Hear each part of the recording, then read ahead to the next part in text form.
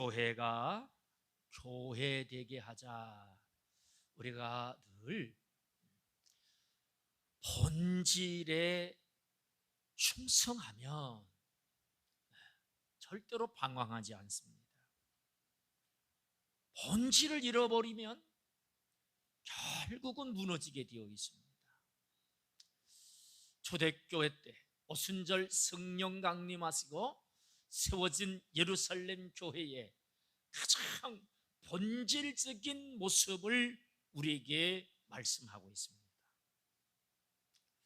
교회가 과연 무엇에 힘써야 되고 무엇이 있어야 교회인가? 여러분, 흔히 초대교회를 하나님이 디자인한 교회다 그래요.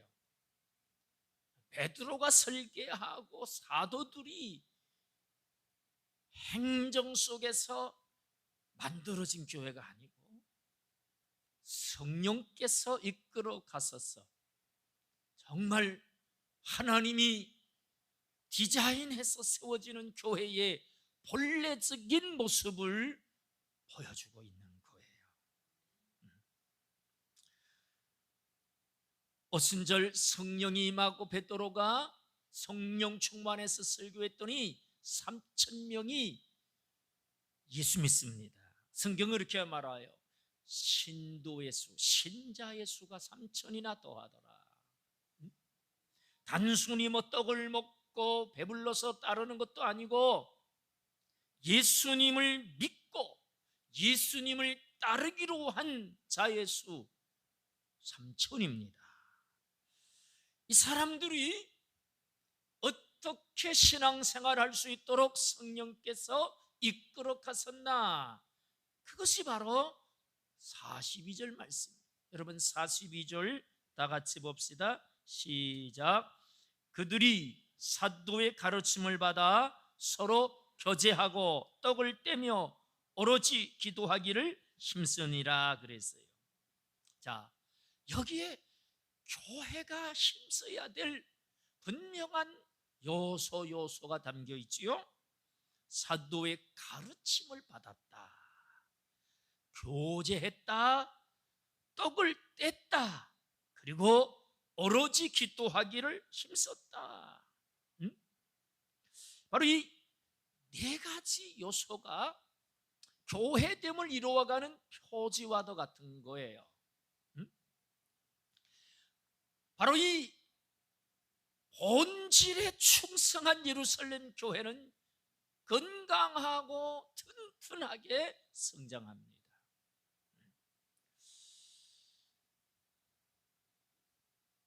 오늘 교회의 본질에 충성할 때 불신자들의 반응이 오늘 본문에 나와요.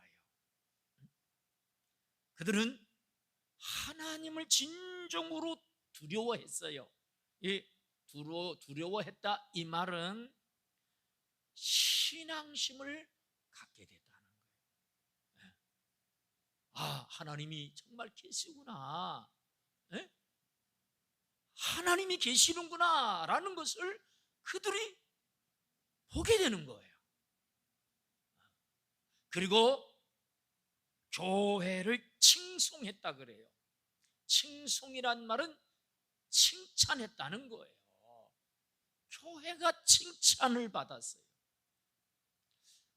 여러분, 오늘 현대교회가 불신자들로부터 칭찬을 받고 있냐 말이에요. 이 코로나 때문에 더 교회가 지금, 교회가 왜 모이냐? 교회에서 확진자가 왜 나오냐?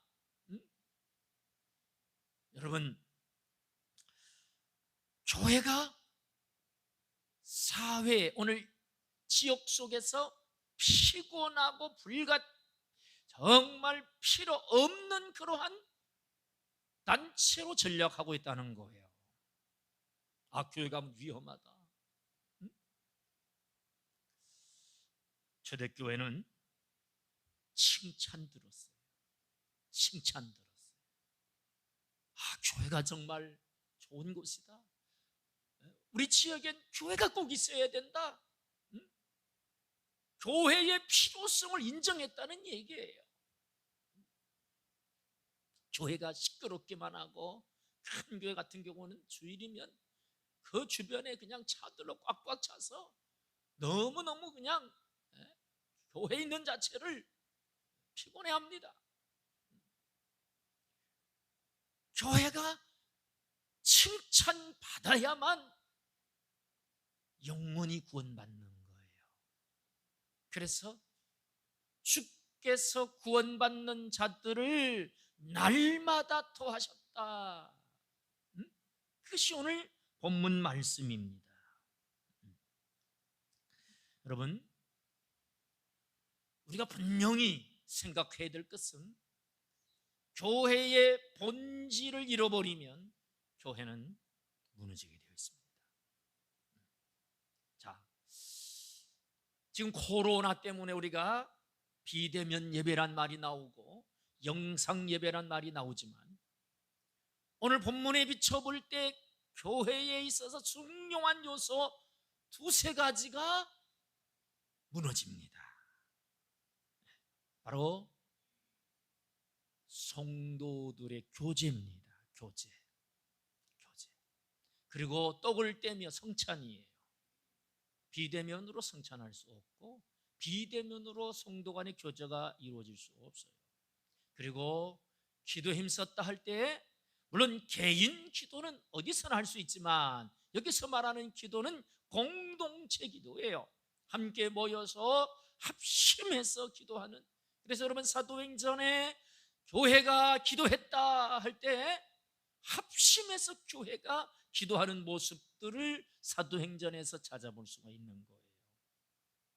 바로 교회의 본질인 이 세 가지가 무너진다면 오늘 영상예배, 인터넷 예배는 비상조치지 예배의 본질이 아니라는 걸 인정해야 돼요. 흔히 그러지요? 뭐 예배는 목사님 설교만 들으면 되지. 그래서 이 42절 말씀을 한글 성경은 문법적으로 정확하게 해석을 못했어요.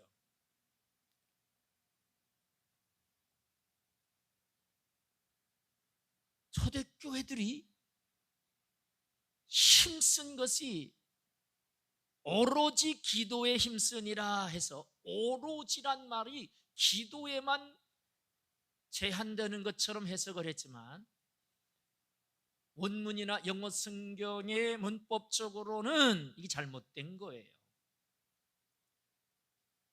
사도의 가르침을 받는 일, 떡을 떼는 일, 교제하는 일, 기도하는 일에 전적으로 힘썼다, 그 얘기예요. 기도에만 오로지가 들어가게 번역한 것이 잘못됐다는 거예요. 오로지 사도의 가르침을 받고 오로지 교제하고 오로지 떡을 떼고 오로지 기도에 힘썼, 이래 맞는 거예요. 다시 말하면 이 네 가지 요소 중에 하나도 소홀히 할 수가 없다는 얘기예요.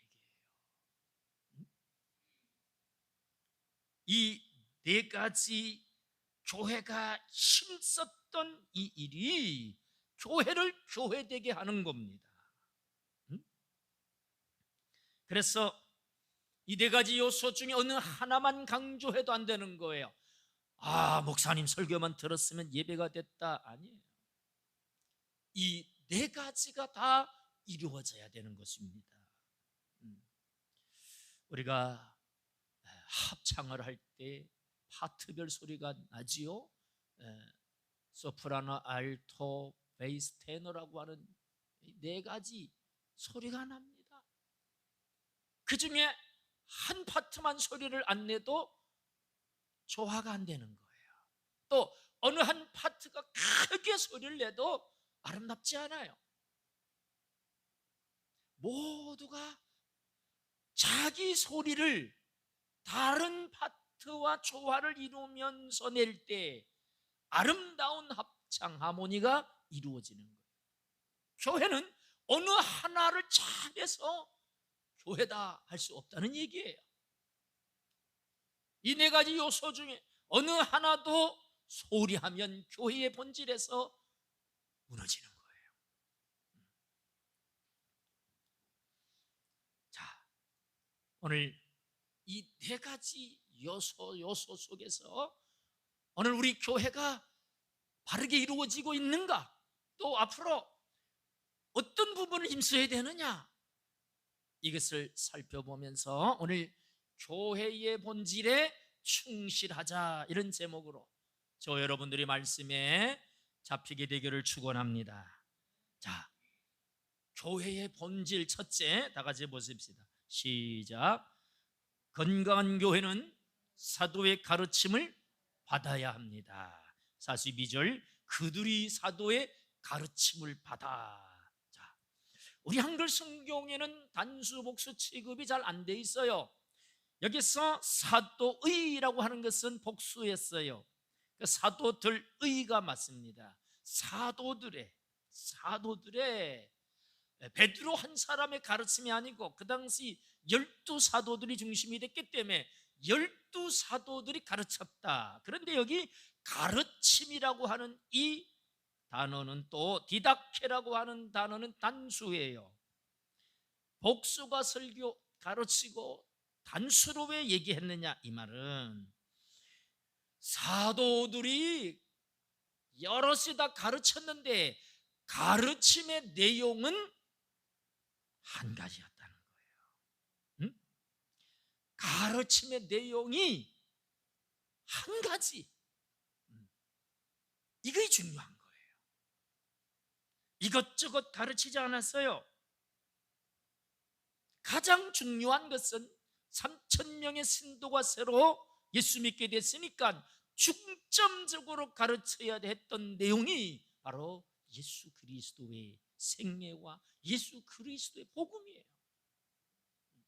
그러면 초신자들만 예수 그리스도의 가르침 복음을 들어야 되느냐? 아니에요. 여러분, 성경은 예수 그리스도를 말하고 있다는 거예요. 성경에서 예수 그리스도를 보지 못하면 성경을 바라보는 게 아니란 얘기예요. 그래서 어떤 분들은 성경을 어느 페이지를 펴든 거기에 예수가 보여야 된다는 거예요. 누가 보여요? 예수가 보이는 거예요. 또 구속사적으로 성경을 보는 분들은 성경을 펼치면 예수의 피가 흘러야 된다는 거예요. 예수의 피. 다시 말하면 성경은 구원에 이르도록 하는 데 목적을 두고 있는 거예요. 여러분, 우리 신앙생활 열심히 하고 구원받지 못하면 그처럼 억울한 게 없어요. 열심히 교회 다니고 헌신하고 헌금하고 충성했는데 구원받지 못했다. 이건 엄청난 손해지요. 정말 아픔이에요. 그래서 아무리 강조해도 성경은 우리에게 구원을 말하고 있는 거예요. 흔히 무교회주의자들 또는 해중교회를 주장하는 분들 중 사도, 목회자 이런 직분에 다 끝났다 이래가지고 그걸 무시하는 교파들도 있어요. 그런데 분명한 것은 사도의 가르침을 받았다. 이 직분을 성경은 무시하잖아요. 왜냐하면 여러분, 가르침이라고 하는 것은 아무나 할 수도 있지만 그러나 아무나 할 수도 없는 거예요. 얘기했지요? 가르침의 본질이 예수입니다. 예? 복음이에요. 신학교 교수라도 예수 안 믿고 가르치는 교수들이 있다면 그것은 신앙을 심어줄 수 없어요. 그냥 학문적인 가르침일 뿐이에요. 초대교회가 건강한 교회로 세워지는 이유 중에는 철저하게 복음적인 가르침이에요. 복음적인. 여러분, 초대교회 때 사도와 제자로 이렇게 명칭이 갈라져요. 사도라고 하는 표현은 12사도들을 가리키는 거예요. 이 12사도성이라고 하는 것은 예수님과 함께 3년 6개월 동안 동고동락한 자들이 12사도들이에요. 예수님과 함께 먹고 함께 자고 함께 사역하고 주님과 늘 붙어서 3년 6개월을 보낸 사람들이에요. 이 말은 뭐냐? 여러분, 우리가 누구를 깊이 안다, 깊이 만난다 할 때 그것은 함께 보낸 시간에 비례하는 거예요. 함께 하지 못하고 잘한다? 그것은 피상적인 거예요. 함께 살아가면서 이런 분이고 이런 성품이고 이런 걸 좋아하고 이런 걸 싫어하는구나라고 하는 것들은 여러분 함께 살면서 배우는 거예요. 어떤 부분은 평생을 살았는데 모르겠대. 왜요? 서로를 다 알려고 하지 않아서 그래요. 아무리 시간을 많이 보내도 그냥 스쳐가듯이만 만나고 대화하자 그러면 싸우고 그렇게 한평생 살면 모르는 거예요. 그래서 여러분, 안다고 하는 것은 이것은 지식적인 게 아니고 경험적이고 체험적인 거예요. 예수님과 직접 살면서 안 자들이에요. 바로 이런 사도들이 예수님을 가르친 거예요. 여러분, 그때 당시에 구약 성경밖에 없잖아요. 복음서가 있는 것도 아니에요. 왜 복음서가 나오게 되었느냐? 바로 이런 사도들이 예수님의 생애를 가르치다 보니까 결국 이제 복음서가 만들어지는 거예요. 예수님의 출생과 예수님의 행했던 사역들, 주님과 함께 나누었던 대화들, 그게 여러분 복음서예요. 그게 그것이 없던 때이기 때문에 이제 이 사도들이 직접 예수님을 만나 경험했던 그 복음서의 이야기들, 그 내용들을 가르쳤다는 거예요. 지금이야 우리는 신약 성경의 이 사복음서, 또 사도들의 행적인 사도행전들, 여러분 이걸 통해서 우리는 말씀을, 가르침을 받는 거예요. 그래서 여러분, 교회는 예수 그리스도를 배우는 거예요. 예수 그리스도를 알아가는 거예요. 예수 그리스도를 경험하는 거예요. 지난주에 고린도 교회를 우리가 말씀을 대하면서 바울은 오직 예수 그리스도, 십자가에 못 박힌 예수 그리스도만 알기를 원했다 그랬어요. 아니면 예수 십자가 그거 뭐 뻔한 얘기 아닌가? 근데 바울이 그것만 알기로 했다라고 하는 것은 단순한 얘기가 아니에요. 예수님을 더 깊이 만나고 지금도 예수님의 그 생명을 내가 경험하는 거예요. 여러분, 에덴 동산에서 하나님이 아담 하와 막 건으셨어요. 그건 실제적인 삶의 한 형태예요. 오늘도 우리는 예수님과 함께 생활하고 예수님과 함께 걷고 예수님과 함께 경험하고, 여러분 이러한 삶이 과연 펼쳐지고 있냐는 거예요. 예수로 살고 예수로 죽는다 얘기는 하지만 정말 예수 그리스도가 실제적으로 내 삶의 중심으로 자리 잡고 동행하며 살고 있느냐.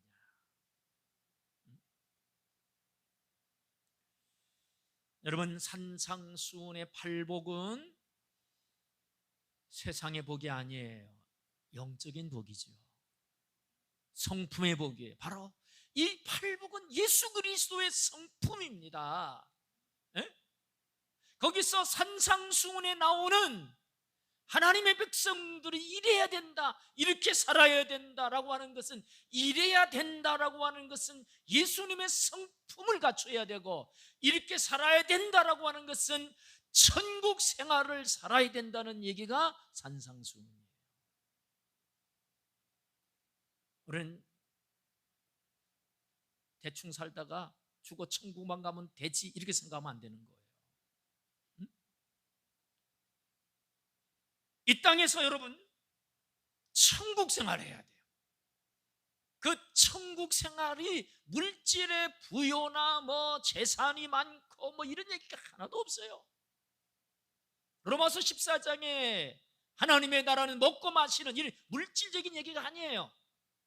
의와 평강과 희락이라는 얘기예요. 영적인 얘기를 하지요. 영적이라는 얘기는 보이고 잡히는 그런 게 아니에요.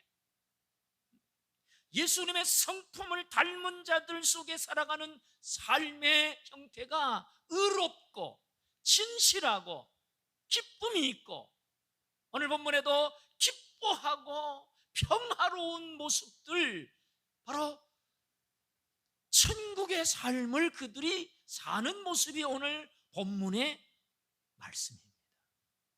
여러분, 이렇게 되려면 예수 그리스도를 바로 배워야 돼요. 서신서에서 계속 말하는 게 그리스도 예수를 바로 배우지 못했다는 걸 자꾸 얘기합니다. 너희는 그렇지 아니하니 예수 그리스도를 바로 배워야 된다는 얘기예요. 여러분, 예수님 당시에 바리새인 종교 지도자들에게 주님이 심한 말을 하셨어요. 너희 아비는 마귀라는 거예요. 마귀는 거짓의 아비다, 속임수의 대가입니다. 그런데 누굴 닮았다고요? 마귀를 닮았다. 종교 지도자로 거룩하고 성경에 대해 정통하고 똑똑한 그들이 누구 닮았다고요? 마귀를 닮았다는 얘기예요. 잘못된 거지요? 뭔가 잘못 믿은 거지요?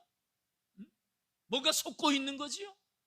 여러분, 성경을 많이 알아서 신령한 거 아니에요. 거룩한 거 아니에요. 누구 닮아야 돼요? 예수님을 닮아야 돼요. 예수님. 네?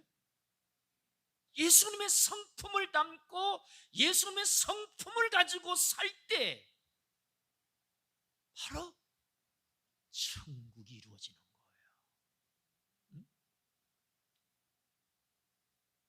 세상 사람들은 수단을 이용해서 돈을 벌고 복을 받으려고 그래요. 미신도 한 형태지요. 근데 예수 믿는다면서도 마찬가지일 수 있어요. 예수 그리스도를 믿고 예수 그리스도를 닮는 게 아니고 예수 그리스도를 이용해서 복을 받고 형통하고 성공하고 예수 그리스도를 이용하는 것밖에 안 돼요. 그것은 미신과 다를 바 없어요. 여러분, 사도행전 7장에 스데반이 순교해요. 설교 한번 하고 순교하고 돌에 맞아 죽어요. 어떻게 보면은 참 비참하지요. 그 사람 받은 복이 있어요? 돌에 맞아 죽었는데 뭔 복이 있고? 근데 주님은 하나님 보호자 우편에 서서 스데반을 바라본 거예요. 복이 그런 거예요. 이 세상 것이 성경이 말하는 복이 아닌 거예요. 수단에 불과한 거예요. 목적이 아니에요. 여러분, 사도의 가르침 그거예요. 예수 그리스도를 알아야 되고 예수 그리스도를 닮아야 되고 예수님의 성품으로 살아야 된다. 그래서 백성들이 칭찬한 거예요. 그런 사람 있어요? 교회도 열심히 하고 성경도 많이 알고 똑똑해요. 그런데 보면 예수님의 모습이 안 보여요. 바리새인들이 그런 거예요. 자기 의를 내세우고 자기 열심으로 아주 사람에게 보이기 위한 종교 행위에 뛰어났어요. 예수가 없으면 예수 믿는 사람이 아니에요. 그래서 정말 고민하는 게 그거예요. 예수를 아느냐 말이요. 내가 예수님의 성품이 있느냐 말이요. 그 성품으로 내가 살아갈 수 있도록 가르침을 받고 있냐는 거예요.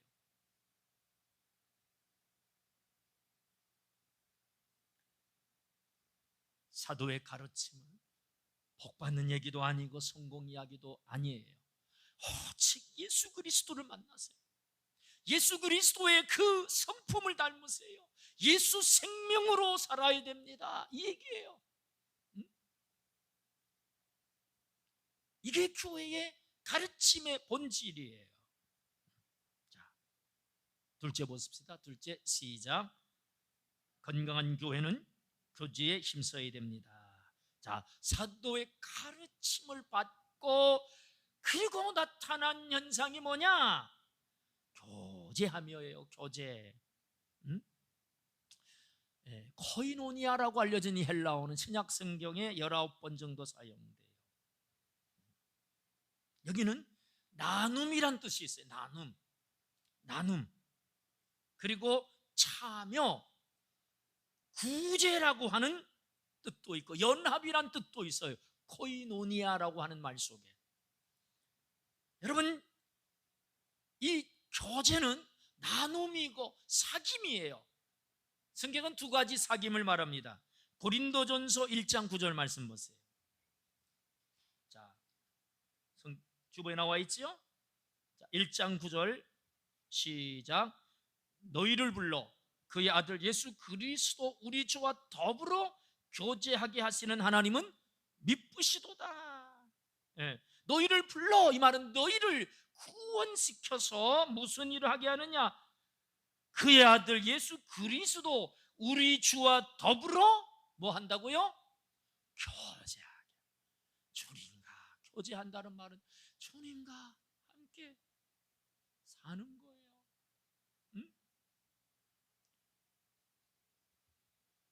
그리고 성도와의 교제가 빌립보 2장 1절 있지요? 시작.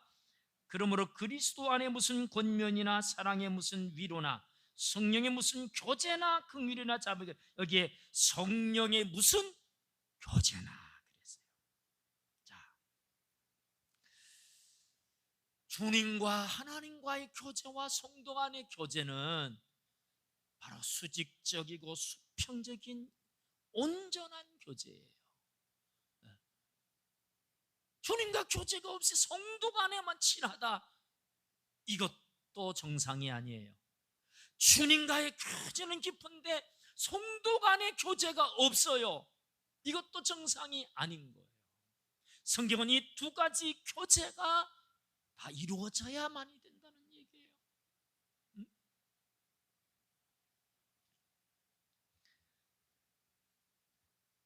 사도의 가르침을 받고 성도들이 했던 교제는 잡담이나 하고 뭐 만나서 뭐 집 이야기나 하고 흔히 많이 하는 자식 이야기나 하고 이런 게 아니에요. 그 가르침 받은 말씀에 대한 교제입니다. 말씀의 교제예요. 내가 받은 은혜를 나누고 받은 깨달음을 나누고 또 나는 정말 이렇게 살아봐야 되겠다 결단을 나누고,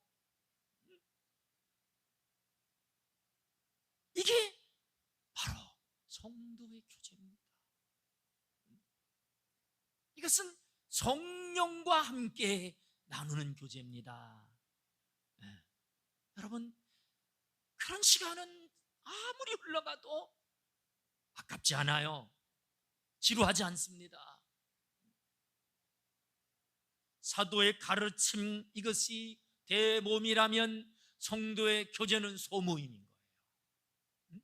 흔히 말하는 셀 구역 뭐 이렇게 형태를 지어서 하게 하지만, 그러나 어떤 형식적인 게 메이는 게 아니고 부딪히며 만날 때 대화의 주제가 바로 하나님의 말씀이 되는 거예요. 음? 그리고 오늘 본문에 나오지만 성도의 교제는 바로 물질의 나눔까지도 교제에 들어가는 거예요. 44절 45절 보실까요? 시작. 믿는 사람이 다 함께 있어 모든 물건을 서로 통용하고 또 재산과 소유를 팔아 각 사람의 필요를 따라 나눠주며 그랬어요. 통용하고 나눠주며. 여러분, 이 말은 성도 간에 슬픔과 기쁨을 함께 공유하는 거예요. 통용이란 말은 공유, 함께 한다는 거예요. 여러분, 기쁜 일이 있는데 혼자만 기뻐하는 것보다 기뻐해 줄 사람들이 있을 때 기쁨이 더해지는 거예요. 아, 우리 아들 서울대 갔다. 그거 막 만나는 사람마다 하잖아요. 왜? 내 기쁜 걸 함께 기뻐해 주라는 거예요. 응? 그러면 기쁨이 더해지는 거예요. 또 어려움과 슬픔 혼자 슬퍼하기보다 그것을 함께 나눌 때 위로가 있고 도움이 있는 거예요. 그게 성도의 교제고 그거의 천국 생활인 거예요. 자, 또 한번 얘기합니다. 신령하고 믿음이 좋은데 그 사람 가까이 가기가 좀 껄끄러워. 그 사람 만나는 게 불편하고 그 사람과 함께 있는 게 왠지 모르게 가시방석 같아. 여러분, 이건 뭔가 잘못된 사람이에요. 응? 여러분, 우리 주님은 세리, 창기들, 죄인들 그들도 함께 교제했어요. 그랬더니 바리새인들이 니네 스승은 세리, 창기의 친구냐? 이러면서 비꼬았어요. 세리든 창기든 죄인이든 주님과 함께 할 때 편안한 거예요. 주님과 함께 얘기할 수 있어서 그들은 행복해한 거예요. 에? 물론 성격적으로 좀 어려운 분도 있겠지만 그러나 성격이 문제가 아니에요. 누구와도 더불어 여러분 함께 나눌 수 있어야 되는 거예요. 기쁨과 슬픔이 나눠지는 공동체가 여러분 교회임을 믿으시기 바랍니다. 서로의 필요를 채워줬다 그렇게 말씀하고 있어요. 다시 말하면 성령 충만할 때 욕심과 이기심에 묶여 살지 않습니다. 자연스럽게 나눔이 이루어지는 거예요. 나눔. 아, 저분이 뭐가 필요하구나? 그러면 내가 있으면 나누는 거예요. 없는 걸 나눌 수 없는 거예요. 그래서 여러분, 하나님이 내게 주신 것은 나만을 위한 것이다 생각하면 오산이에요. 내게 더 해준 것이 있다면 그렇지 못한 자들과 함께 하라고 하는 하나님의 선물이고 그거의 수단인 거예요.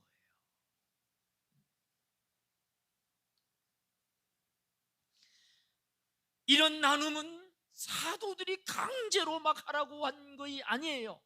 성령 안에서의 자연스러운 현상이었다는 사실이 중요해요. 이건 자발적이고 자원적이고 그런 마음을 받고 도와야 되겠다는 그런 생각을 내게 주신 분이 성령이 하셨다. 그래서 하나님이 공급하시듯이 나누는 거예요.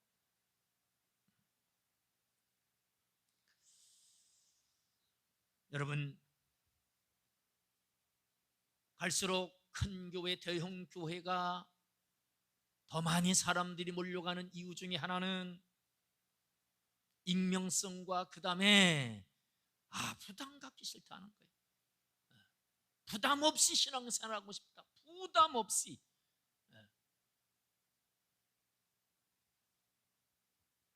똑똑한 사람들이지요. 그러나 이 성도의 교제가 주님이 내게 주시는 상급이에요. 받는 것도 싫고 주는 것도 싫다. 누가 그러잖아요. 천국 갔더니 서로 떠먹여 주더라는 거예요. 지옥 갔더니 서로만 먹으려고 그러더라. 자기만 알고 자기만 욕심껏 살아가는 그 사람은 지옥을 사는 거예요. 떠먹여줘. 대접하는 것, 대접을 받고자 하는 대로 대접을 하라 그러지요. 받는 것보다 주는 것이 복되도다. 여러분, 샘물이 솟아나는 거예요. 네? 퍼줘도 항상 솟아나요. 안 퍼줘도 그 정도밖에 없어요. 네? 안 퍼줘도 그 정도, 퍼줘도 그 정도. 네? 계속 퍼줘도 부족하지 않고 항상 채워져 있는 것이, 이것이 하나님의 공급이에요. 주기를 좋아하는 사람들에게 하나님은 줄 것을 주시는 거예요. 응?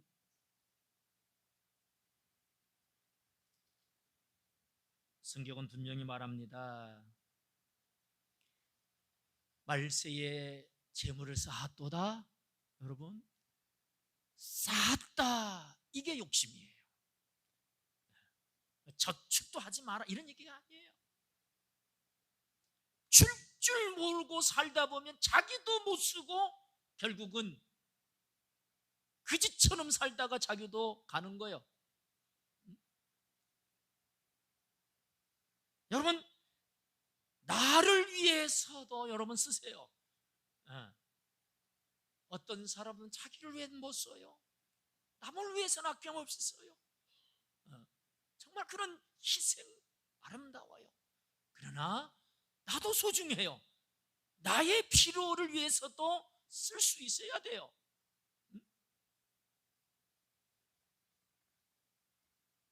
하나님께서 쓸 것을 주신다면 여러분, 아낌없이 쓰세요. 낭비하는 얘기가 아니에요. 여러분, 천국을 누리는 것이 뭔가? 바로 이러한 욕심 없는 삶이 천국이에요. 여러분, 천국 가서 또 욕심낼 거 있나요? 없어요.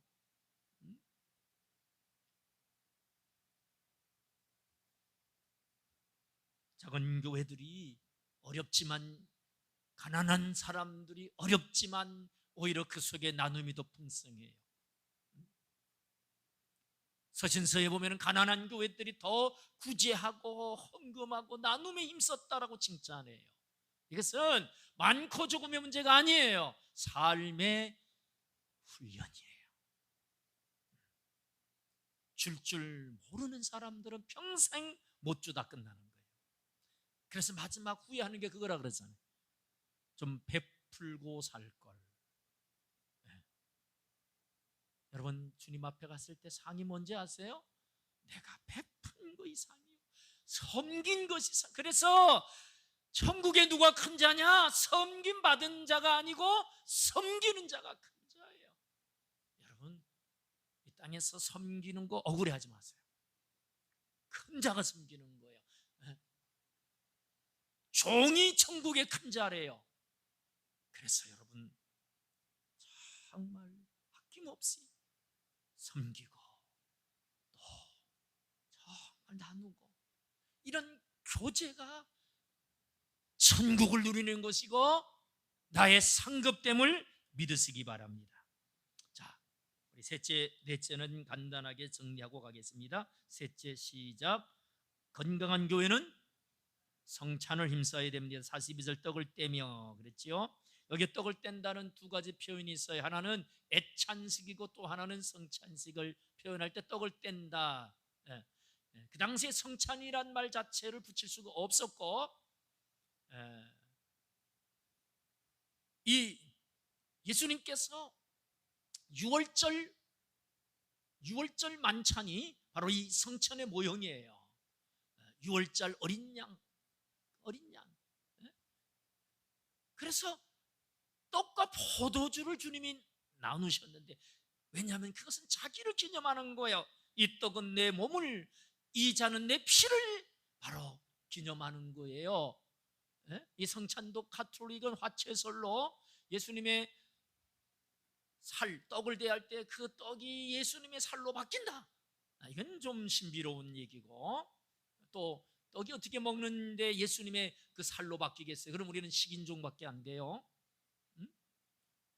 그래서 성찬 때문에 초대교회 성도들이 식인종이다라고 하는 오명도 뒤집었어요. 이건 신학적 잘못된 이해입니다. 분명히 주님은 기념하라 그랬어요. 기념하라. 뭘 기념한? 나의 죽으심과 다시 오심을 기념하라는 거예요. 성찬을 통해서 여러분 십자가 주님을 체험하는 게 성찬이에요. 아, 주님 날 위해 죽으셨지.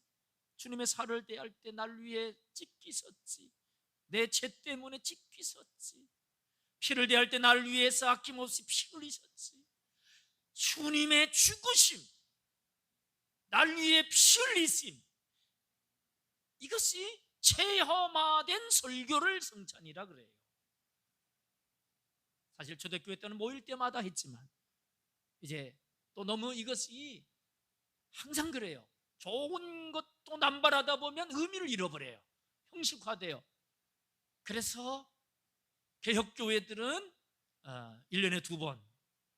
그런데 사실은 또 이건 너무 또 정례화되어 있어요.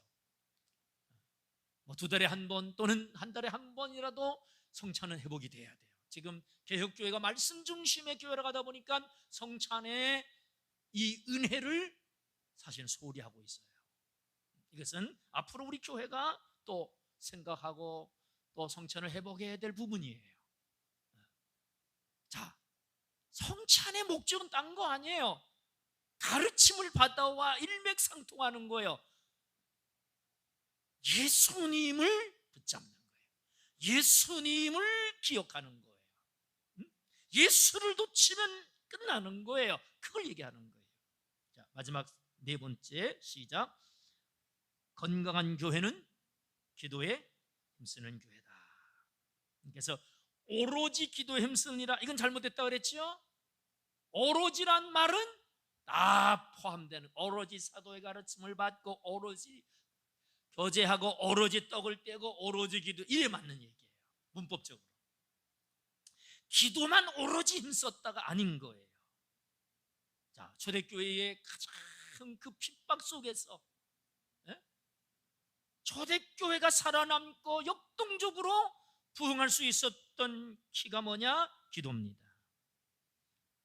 여러분, 기도는 주님을 닮는 것 중에 하나예요. 주님이 땅에 신성과 인성을 가지시고 오셨지만 성령으로 잉태되신 것은 신성이에요. 그리고 육체를 가진 것은 인성이에요. 근데 주님은 죄 없으셔야 되기 때문에 성령으로 잉태된 거지, 신성의 능력을 가지고 이 땅에 산 건 아니에요. 철저히 이 땅에 사실 때는 인성으로 사셨어요. 잠도 주무셔야 됐고, 목도 마르셨고, 배도 고프셨고, 쉬기도 하시고. 여러분, 천사들은 쉬는 거 없어요. 여러분, 마귀들은 쉬지 않아요. 신성으로 산 게 아니에요. 인성으로 살았는데 주님은 죄를 짓지 않고 사셔야 했어요. 죄를 지면 안 돼요. 왜? 우리를 속죄하기 위해서는 죄가 있어도 안 되고 죄를 져도 안 되는 거예요. 죄 짓지 않고 살 수 있었던 키가 주님은 기도에 힘썼다는 거예요. 새벽 미명에 기도하시고, 중요한 일들이 있을 때 기도하셨고, 철야도 하시고, 마지막 겟세마네 동산에서 제자들에게 시험에 들지 않도록 깨어 기도하라, 죄 짓지 않도록 기도하라는 거예요. 여러분, 내가 죄 짓는 이유는 기도하지 않기 때문임을 믿으시기 바랍니다. 그 주님이 이 땅에 살면서 죄 짓지 않고 살 수 있는 그 능력과 키는 기도에 힘쓴 거예요. 우리 주님은 나는 아버지 뜻만 행한다 그랬어요. 여러분, 죄가 뭡니까? 아버지 뜻대로 안 사는 게 죄예요. 다시 말하면 말씀대로 살지 않는 게 죄예요. 그러려면 아버지의 뜻을 말씀을 통해 배우고, 또 일상에 내가 선택하고 결정하는 일들 속에서 아버지 하나님의 뜻이 뭡니까? 라고 묻고 지시하심을 따라 살면 여러분 절대로 죄짓지 않아요. 실패하지 않습니다.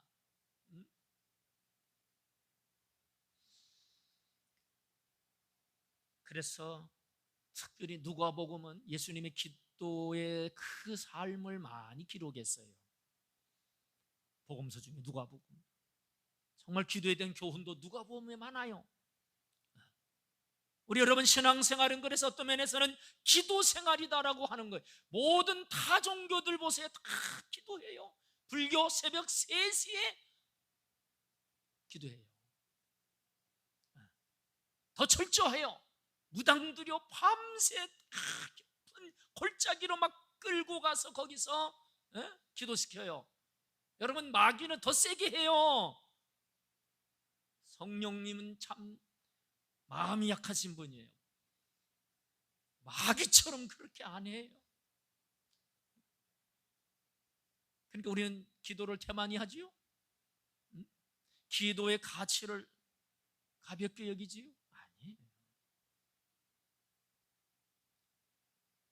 성경은 쉬지 말고 기도하라 그랬지요? 그러면 아무 일도 하지 말고 기도만 하라? 아니에요.